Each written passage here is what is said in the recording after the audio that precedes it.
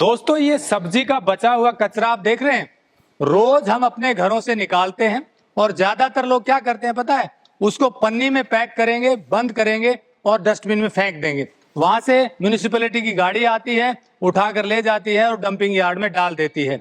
तो इस तरह से हम अपने घर से ऐसा कचरा निकाल रहे हैं जो बहुत ज्यादा गंदगी और बहुत ज्यादा ऐसी गैसेज रिलीज करता है जो पर्यावरण को खराब करती हैं। अगर मैं ये कहूं कि ये गंदगी ही हमारी पहचान है तो सुनने में बुरा लगेगा, लेकिन सच्चाई यही है कि अपने आसपास देखिए, पन्नी में भरी हुई गीला कचरा, सूखा कचरा जगह जगह आपको मिलेगा।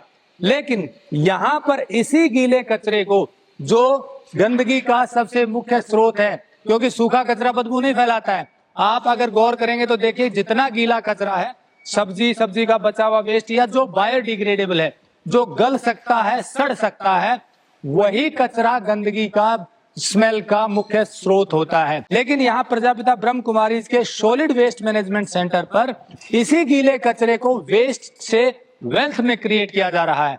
मतलब ये गंदगी नहीं फैला रहा, बल्कि ये देश के लिए गैस क्रिएट कर रहा है और बहुत अच्छी खाद क्रिएट कर रहा है। मतलब जो हमारे घरों से निकलने वाला कचरा गंदगी का सबसे बड़ा कारण है, उसी कारण को इन्होंने अपने यहाँ इस सेंटर में ऐसे मॉडल के रूप में स्थापित कर दिया कि ये वेस्ट से वेल्थ में कन्वर्ट हो रहा है। कैसे कन्वर्ट हो रहा है ये जानेंगे बीके योगेंद्र जी से, जो प्रजापिता ब्रह्म कुमारी के यहाँ सॉलिड वेस्ट मैनेजमेंट सेंटर को मॉनिटर कर रहे हैं। इनकी देखरेख में ही ये सेंटर ऑपरेट कर रहा है। अब सवाल ये है कि ये इसका आगे क्या करते हैं, जो कि ये कचरा सिरदर्द नहीं बल्कि देश के तरक्की में योगदान दे रहा है। तो चलिए जानते हैं बीके योगेंद्र जी से ये पूरा सिस्टम कैसे काम कर रहा है। टेक्निकल फार्मिंग चैनल को सब्सक्राइब करें और बेल आइकन भी दबाएं ताकि आगे आने वाले वीडियो की नोटिफिकेशन आपको मिलती रहे। योगेंद्र जी नमस्कार। नमस्कार जी। ये जो गीला कचरा सब्जी का बचा हुआ है जी। ये क्या कॉन्सेप्ट है आपका, कि आप बता रहे थे कि ये जो बदबू फैलाता है उस बदबू को तो खत्म कर ही दिया है, बल्कि इससे आप खाद बना रहे हो और गैस भी बना रहे हो। कैसे सिस्टम पूरा काम कर रहा है बताइए जी, दो प्रकार के सिस्टम है। जो गीला कचरा हमारे घर से निकलता है, या तो वो बचा हुआ खाना होता है, या सब्जी होता है, या फलों का कटिंग होता है, या गार्डन वेस्ट होता है, जिसे हम ऑर्गेनिक वेस्ट भी बोलते हैं या बायोडिग्रेडेबल वेस्ट भी बोलते हैं। अभी हम सबसे बड़ी गलती ये कर रहे हैं कि इस गीले कचरे को सूखे कचरे के साथ मिक्स करके घर से निकाल रहे हैं। सबसे मेन गलती वो है, हमको वो सुधारना पड़ेगा। क्यों? तो दोनों की प्रोसेस अलग है। ऑर्गेनिक मटेरियल जो है वो गलता है, गलने से उसका खाद भी बन सकता है, उससे गैस भी बनती है, जो कि एक वेल्थ है। मगर हम उसको सूखे कचरे के साथ मिला के फिर वो उसको डंप यार्ड में भेज देते हैं, जहाँ फिर वो बदबू मारता है, तो फिर कोई अलग नहीं करता है, अलग करने की कोशिश भी नहीं करेगी, क्योंकि वो बदबू मारेगा और बीमारियां फैलाता है। बदबू पोल्यूशन होता है, एयर पोल्यूशन, वाटर पोल्यूशन, बहुत सारी चीजें होती है। तो सबसे पहले हमें ये काम करना होता है कि ये दोनों को अलग करना होता है, biodegradable, non biodegradable, organic, inorganic. तो ऑर्गेनिक में जैसे हमने समझा कि ये सब आता है, इसको फिर हम क्या करते हैं, 2 स्टेप प्रोसेस से लेके जाते हैं। सबसे पहले तो उसको श्रेड करते हैं, क्योंकि आप इसमें देख रहे हैं बड़ा साइज भी है, छोटा साइज भी है, मीडियम साइज भी है। तो इस सब चीज को हम पहले श्रेडिंग में लेके जाते हैं। श्रेड में इसको सब एक जैसा साइज बना देते हैं, वो श्रेडिंग हो गया। सेकेंड स्टेप है जूस पल्पिंग। जैसे हमारे घर में ग्राइंडर होता है, ऐसे ही यहाँ बहुत बड़ा ग्राइंडर लगा हुआ है, जिसमें ये सारी चीजें जूस में कन्वर्ट होती है, पल्प में कन्वर्ट हो जाती है। फिर इसको अच्छे से मिक्स करके इसको बड़े से बायोगैस डाइजेस्टर में इसको हम डाल देते हैं। अब ये बायोगैस डाइजेस्टर बहुत बढ़िया चीज़ है, ये हवा के कांटेक्ट में नहीं है। इसकी वजह से क्या होता है, आपका जो बदबू फैलना है या प्रदूषण हो रहा है, एयर पोल्यूशन, वाटर पोल्यूशन, वो सब नहीं होगा। दूसरी चीज़, ये एनारोबिक प्रोसेस है, माना ऑक्सीजन के कांटेक्ट में नहीं आता है। तो ये जब अंदर डाइजेस्टर में चला जाता है तो इसमें 2 काम होते हैं, क्योंकि डाइजेस्टर में हमने पहले ही गोबर से पानी भरा हुआ है, जिसके अंदर बैक्टीरिया होता है। वो बैक्टीरिया इसको डिसइंटीग्रेट करता है। डिसइंटीग्रेट करता है माना एक तो इसको बायोगैस में कन्वर्ट करता है, और बचा हुआ जो स्लरी है वो लिक्विड ऑर्गेनिक मैन्योर में कन्वर्ट होता है। तो ये आगे का प्रोसेस, ये सारा गीला कचरे को प्रोसेस करके गैस भी बना रहा है और खाद भी बना रहा है। और इस गैस को फिर हम लेके आते हैं जनरेटर में, जो कि बायोगैस जनरेटर है। इस गैस से वो बिजली बना रहा है। तो आप मान सकते हैं, सोच सकते हैं, यही जो कचरा यहाँ दिख रहा है, उससे बिजली भी बन रही है, उससे गैस भी बन रही है और उससे खाद भी बन रहा है। ये 3 चीजें जो है ये वेल्थ है। तो आपने बताया कि ये जो गीला कचरा और सूखा कचरा है उसमें गीला कचरा अलग कर लेते हैं, ये नहीं कि जो गलने वाला, सड़ने वाला। तो मुख्य रूप से सब्जी के छिलके, पत्ते, इस तरह की चीजें, बचा हुआ खाना भी इसमें आप अलग से कर लेते हैं। तो आपके यहाँ क्या व्यवस्था, मतलब बहुत सारे लोग आते हैं, बड़ी किचन है शायद, अगर यही वेस्ट आप उसमें डाल देंगे तो बहुत ज्यादा बदबू फैलाएगा, तो क्या करते हैं? तो जैसे कि मैंने बताया, ये ब्रह्मा कुमारी इसका इंटरनेशनल हेडक्वार्टर है। यहाँ 25,000 से 30,000 लोगों की रहने की, खाने की व्यवस्था है और पूरे साल यहाँ प्रोग्राम चलते रहते हैं। तो लोग आते हैं, ऑन एन एवरेज हमारे पास 10 से 15,000 लोग यहाँ रोज़ रहते हैं। रोज़ उतने लोगों का खाना बनता है, तो उतने लोग खाना भी खाते हैं, उतने लोगों की सब्जी बनती है, बचा हुआ खाना रहता है। वो सारा चीज़ हम सारे कैंपस से, हमारी खुद की गाड़ियाँ हैं जो इकट्ठा करती है। तो इसमें गाड़ियों में भी व्यवस्था रखी है, गीला कचरा अलग, सूखा कचरा अलग। हमारे बिन्स भी ऐसे बने हुए हैं, तो वो उसी व्यवस्था के अनुसार वहाँ सेग्रीगेशन भी होता है, जिसको हम सोर्स सेग्रीगेशन कहते हैं। और उसी व्यवस्था के अंदर गाड़ियों में यहाँ अलग अलग कचरा आता है। गीला कचरा इस टेबल पे आता है, फिर आगे का प्रोसेस जो होता है श्रेडिंग, पल्पिंग, और फिर बायोगैस बनता है, उससे फिर खाद भी बनती है। सूखा कचरा जो है, जिसमें पेपर है, प्लास्टिक है, कार्डबोर्ड है, ग्लास है, मेटल है, ये सारी चीज़ें सूखे कचरे में आती है, जिसको हम इनऑर्गेनिक वेस्ट भी बोलते हैं। तो ये जो है इनऑर्गेनिक वेस्ट डिकम्पोज नहीं होता है, डिकम्पोज नहीं होता है, इसलिए उसको अलग करना जरूरी है। मगर ये इसकी अच्छी बात ये है कि ये रिसाइकल होता है। प्लास्टिक को आप फिर प्लास्टिक बना सकते हैं, कागज़ को फिर कागज़ बना सकते हैं, कार्डबोर्ड को फिर कार्डबोर्ड बना सकते हैं, ग्लास को फिर ग्लास बना सकते हैं, मेटल को फिर मेटल बना सकते हैं। तो ये इसकी विशेषता है, और ये इसका हमारा एक इनकम भी बन जाता है जब हम इसको रिसाइकल करते हैं। अभी हो ये रहा है कि जब मिक्स होता है तो ना ही इसको हम इससे अलग निकाल पा रहे हैं, ना ही इसको रिसाइकल कर पा रहे हैं। मगर जब हम अलग अलग करते हैं तो हर चीज़ को हम रिसाइकल में भेज देते हैं। कागज़ की फैक्ट्री लगी हुई है, लोहे की फैक्ट्री लगी हुई है, प्लास्टिक की फैक्ट्री लगी हुई है, हर चीज़ का रिसाइकलिंग होता है। और प्लास्टिक का तो मैं बताऊं 7 बार रिसाइकल कर सकते हैं। 7 स्टेप। तो सबसे पहले जो हमारी पानी बॉटल है, पीने की पानी, वो वर्जिन प्लास्टिक कहलाता है, माना वो सबसे पहला प्योरेस्ट फॉर्म ऑफ प्लास्टिक है। उसके बाद भी आप 7 प्रकार के आइटम्स उससे बना सकते हैं, 7 बार उसको गला के फिर से आइटम बना सकते हैं। ये प्लास्टिक की विशेषता है। मगर हमने गलतफहमी ये फैला दी है कि प्लास्टिक ही पोल्यूशन है। एक्चुअली प्लास्टिक पोल्यूशन नहीं है, जब हम उसको मिला रहे हैं वो पोल्यूशन है। तो पोल्यूशन शुरू होता है हमारे दिमाग से, हम अंदर में उसको मिक्स कर रहे हैं, फिर बाहर भी मिक्स कर रहे हैं, और फिर पर्यावरण को खराब कर रहे हैं। तो दोस्तों, जैसा योगेंद्र जी ने बताया, मैं एक बार रिकैप कर दूं। यहाँ आबू रोड पर प्रजापिता ब्रह्म कुमारीज का इंटरनेशनल हेडक्वार्टर है, और यहाँ पर 25 से 30 हजार लोगों का खाना बनने की व्यवस्था है, और एवरेज 15 से 20 हजार लोगों का खाना बनता है। अब जब इतना ज्यादा खाना बनता है तो सब्जियों के छिलके बड़ी मात्रा में निकलते हैं, और कुछ खाना कई बार बच भी जाता है। अब अगर उसी सब्जियों के छिलके को, खाने को मिलाकर सूखे कचरे में फेंक देंगे तो 2-3 दिन बाद वो इतना सड़ने लगेगा, क्योंकि बैक्टीरिया उसमें ग्रो कर जाएंगे और बदबू मारेगा। लेकिन आपने क्या किया, उस खाने से जो सब्जी, गीला कचरा बचा हुआ, उसको अलग से बिन में इकट्ठा करवाया, और यहाँ पर सॉलिड वेस्ट मैनेजमेंट का प्लांट लगाया। एक 400 क्यूबिक मीटर का बायोडाइजेस्टर लगाया। बायोडाइजेस्टर में कोई भी गीला कचरा और गोबर के साथ डालते हैं तो बैक्टीरिया उसमें ग्रो हो जाते हैं, एनारोबिक कंडीशन में उसको फर्मेंट करते हैं और गैस बनती है। उस गैस को यूज कर सकते हैं कुकिंग में, उससे सीएनजी बना सकते हैं, उससे जनरेटर चला सकते हैं। और जो नीचे खाद बच जाती है वो बहुत अच्छी खाद होती है, और उसको हम यूज कर सकते हैं खेतों में। तो आपने क्या किया, इस कचरे को जो गीला है यहाँ लाते हैं गाड़ी में, और यहाँ से श्रेडिंग करते हैं, क्योंकि बड़ा है तो गलने में थोड़ा टाइम लगेगा।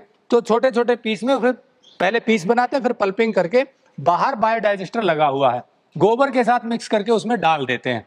तो वहां खाद और गैस बनती है, गैस से जनरेटर चलाते हैं और खाद अपनी खेती में यूज करते हैं। लेकिन हमारे देश में हो क्या रहा है, घर से लेकर बड़े कुकिंग जो जहां होती है, मान लीजिए 10-20 हजार लोगों का जहां खाना बनता है, 500 लोगों का, जैसे मैरिज प्लेस पर होते हैं, तो वहां सब जगह लगभग एक ही काम हो रहा है। घर में हम पन्नी में पैक करते हैं इसको और फेंक देते हैं, बाहर वाले भी क्या करते हैं, डंप करते हैं। तो इसलिए ये बहुत बड़ी समस्या बन गया है। लेकिन अगर हम सोर्स पर सेग्रीगेट कर देंगे, इतना मात्र कर लेंगे कि गीले कचरे को अलग से इकट्ठा कर लें एक बिन में, और सूखे को अलग से कर लें, और उस गीले को ले जाकर एक जगह ऐसी व्यवस्था हो कि उससे बायोडाइजेस्टर में डाला जा सके, तो फिर ये बदबू वाली समस्या दूर हो जाएगी। ये एक ऐसा मॉडल यहाँ बना दिया गया है जो देश में गंदगी को तो दूर करेगा ही, देश में एसेट भी क्रिएट करेगा। अब ये और जान लेते हैं कि ये कैसे पॉसिबल हो सकता है। जनरली जो हमारी म्युनिसिपल कॉर्पोरेशंस होती है वहाँ ऐसा हो नहीं रहा। विडंबना ये है कि कहीं भी ऐसी कोई व्यवस्था, एक आध जगह मुझे नहीं पता, आप बताएंगे, लेकिन उत्तर भारत में तो इंदौर में शायद हो रहा होगा, बाकी बहुत कम ही ऐसा होता है कि गीले कचरे को अलग से करके कोई व्यवस्थित प्लांट चला रहा हो। तो आपका ये कॉन्सेप्ट कब शुरू हुआ और अभी कितना एफिशिएंटली काम कर रहा है? जी, ये कंसेप्ट हमारा 2 साल पहले से शुरू हुआ। 2024 में इस प्लांट की स्थापना हुई और पिछले 2 साल से बहुत सुचारू रूप से इसको चला रहे हैं। और जैसे कि हमने बताया, एक बढ़िया मॉडल है। हमारे देश में बहुत सारे ट्रस्ट है, बहुत सारे मंदिर है जहाँ पे खाना बनता है, 1000 लोगों से लेके 5000 10,000 लोगों तक बहुत सारे। तो हम शुरुआत वहाँ से कर सकते हैं और एक ऑलरेडी एक सक्सेसफुल मॉडल आपको यहाँ देखने को मिलेगा। तो इस स्केल में जैसे मैंने बताया, रोज 3 से 4 टन प्रोसेस हो सकता है, इतनी कैपेसिटी इसकी है। इवन सूखा कचरा भी रोज 3 से 4 टन हम प्रोसेस कर सकते हैं। ये उसके बराबर है जैसे समझो 20,000 की पॉपुलेशन है आपकी। तो चाहे वो 2 वार्ड हो, 5 वार्ड हो, 10 वार्ड हो, 20 से 30,000 लोगों की जहाँ पॉपुलेशन है, वहाँ पे आप ये साइज का प्लांट लगा सकते हैं और बहुत अच्छी तरीके से चला सकते हैं। हमारे दिमाग में ये बैठा है कि कचरा बदबू फैलाता है, कचरा मक्खियाँ मच्छर फैलाता है, इसलिए इसको शहर से बाहर दूर कहीं एक डंपिंग यार्ड बना दो। शुरुआत ही हम गलत कर रहे हैं। हम इसको ये सोच के गलत कर रहे हैं कि ये कचरा हमारा बदबू फैलाएगा, मच्छर फैलाएगा, बीमारी फैलाएगा। मगर अगर इसको इस तरीके से, इस टेक्नोलॉजी से करते हैं तो डिसेंट्रलाइज्ड वे भी हमने 20 से 30,000 लोगों का पॉपुलेशन के लिए ये एक डिसेंट्रलाइज्ड वे में प्लांट स्थापित कर सकते हैं और उसको वहाँ सुचारू रूप से चला सकते हैं। जैसे कि आप यहाँ खड़े हैं, आपको कोई बदबू नहीं है, कोई आपको यहाँ गंदगी दिखाई नहीं देगी, मगर हो रहा है सारा कचरे का काम, सारा सफाई का काम हो रहा है। तो एक तरह से, क्योंकि होता यह है कि घरों से जब एक तो मिक्स हो रहा है, दूसरा गाड़ियों में मिक्स हो रहा है, और तीसरा गाड़ियों को डंप यार्ड तक लेके जाने में 2 से 3 दिन चले जा रहे हैं। और 2 से 3 दिन में ये इतना सड़ जाता है कि वहाँ फिर कोई छांटने को तैयार नहीं है, सेग्रीगेशन को तैयार नहीं है, और फिर वहाँ पे डंप यार्ड में डंपिंग ही शुरू होता है। फिर आप देख रहे हैं शहरों के बाहर बड़े बड़े पहाड़ लगे हुए कचरों के, दूर से देखते हैं 10-15 किलोमीटर से ही पहाड़ के कचरे दिखाई दे रहे हैं। तो अपने यहाँ में भी, इंदौर में है, नोएडा में, ऐसे कई जगह, गोवा में है, ये मॉडल स्थापित हुए हैं जो म्यूनसिपल कॉर्पोरेशन बहुत डेडिकेटेड वे में कर रहे हैं। मगर हमको ये इसलिए हमने स्थापित किया कि एक मॉडल और एक बन जाए कि डिसेंट्रलाइज वे में छोटे स्तर पे भी हम इसको कर सकते हैं। अभी तक हमने देखा डाइजेस्टर बड़े लेवल पे देखे, मगर ये एक ऐसा डाइजेस्टर है जो छोटे वाले, यानी कि 3 से 4 टन का कैपेसिटी है, यानी कि 30 क्विंटल ये प्रोसेस कर सकता है पर डे में गीला कचरा। दोस्तों, ये जो बात कही कि कचरे को जो हम समझते हैं बदबू फैलाएगा, एक्चुअल में बदबू कैसे फैलती है आप ये समझिए। सब्जी आपने डाल दी डस्टबिन में, तो उससे बहुत कम समय में, अगर टेम्परेचर 5 डिग्री से ऊपर है और 45-50 डिग्री तक है, तो बैक्टीरियल ग्रोथ बहुत जल्दी होती है। ऐसे इसमें बैक्टीरिया डेवलप होते हैं जो इसको सड़ाते हैं। सब्जी खुद नहीं सड़ती, बैक्टीरिया सड़ाते हैं, या कोई भी लिक्विड वेस्ट होता है, और वो अगर 2-3 दिन तक छूट गया तो उसमें इतनी बदबू हो जाएगी कि बाद में उसको सेग्रीगेट भी नहीं कर पाएंगे। तो उसको शुरू से ही आप ये करते हैं। आज ही ये कचरा आया है, 6 घंटे भी अगर इन्होंने छोड़ दिया तो इसमें बदबू शुरू हो जाएगी। लेकिन डायरेक्ट सुबह आया, यहाँ श्रेडिंग करेंगे, बदबू क्रिएट होने से पहले ही अंदर डाइजेस्टर में डाल देंगे, वही बदबू क्रिएट होगी, और वो बदबू बाहर नहीं आएगी, वो बदबू गैस के रूप में बनेगी, और उस गैस से बिजली बनेगी, या उस गैस से कुकिंग होगी, या और कोई सीएनजी बना सकते हैं अगर बड़ा प्लांट है तो छोटे 400 क्यूबिक मीटर के प्लांट सोर्स पे जहाँ 20-30 हजार की आबादी में लग सकते हैं, आपका ये कहना है, और वो खाद भी बना सकते हैं, बिजली बना सकते हैं, मतलब गैस से।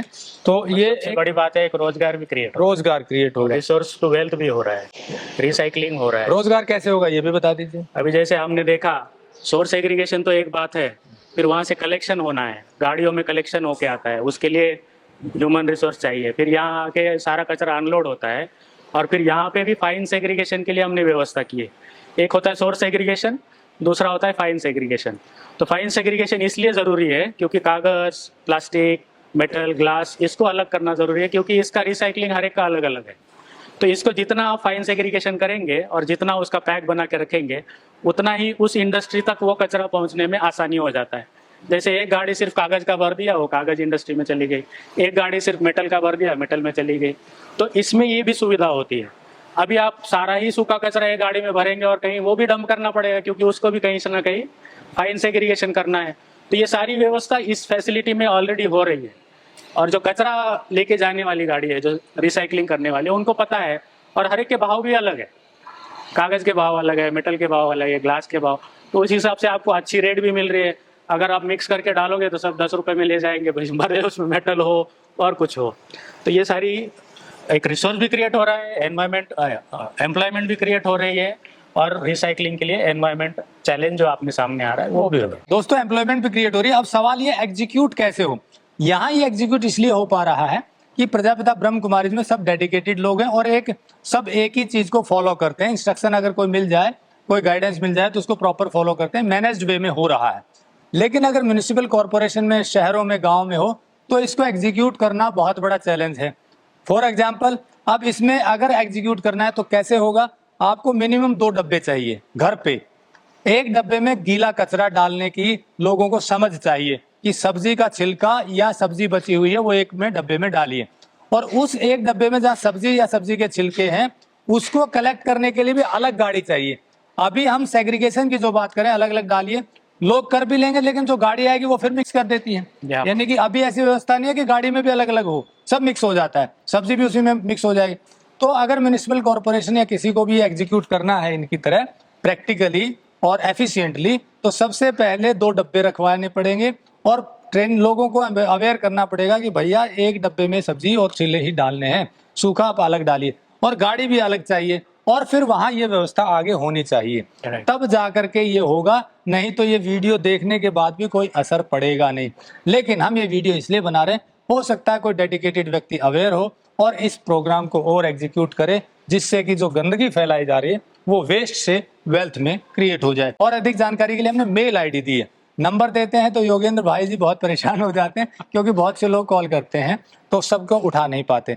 पर अगर कोई डेडिकेटेडली इसके बारे में और जानकारी चाहता है तो इस मेल पर इनसे कांटेक्ट करें, ये आपको फॉलो करेंगे, और आगे आप बहुत सिंसियरली देखना चाहते हैं, करना चाहते हैं तो यहाँ आ सकते हैं और इनसे बात कर सकते हैं। वीडियो को ज़्यादा से ज़्यादा शेयर कीजिए, क्योंकि हो सकता है किसी को ये बात समझ में आ जाए और वो इस मॉडल को अपना ले और देश में गंदगी जो फैल रही है वो कम होनी शुरू हो जाए और वेल्थ क्रिएट हो।